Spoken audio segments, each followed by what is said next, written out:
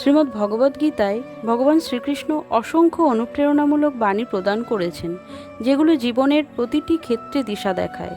এমন কিছু বাণী আজ আপনাদের সামনে তুলে ধরছি। ভগবান শ্রীকৃষ্ণ বলেছেন, তুমি শুধু কর্তব্য পালন করো, ফলের চিন্তা করো না। যোগে স্থিত হয়ে কর্তব্য পালন করো, তাহলেই মন শান্ত হবে। যে ব্যক্তি সুখ দুঃখে সমান থাকে, তিনিই সত্যিকারের জ্ঞানী। তিনি আরও বলেছেন, যখনই ধর্মের অধঃপতন আর অধর্মের বৃদ্ধি ঘটে, তখন আমি অবতীর্ণ হই। মানুষ নিজেকেই নিজে উন্নত করতে পারে, আবার নিজেকেই পতনের দিকে নিয়ে যেতে পারে। যে আন্তরিকভাবে ভক্তি করে, সে দ্রুতই ধর্মপরায়ণ হয়ে ওঠে। যিনি শুধু আমার জন্য কাজ করেন, আমার উপর নির্ভর করেন, তিনিই আমার কাছে প্রিয়। ভগবান বলেন, যে জ্ঞানহীন ও অবিশ্বাসী, সে জীবনে শান্তি পায় না।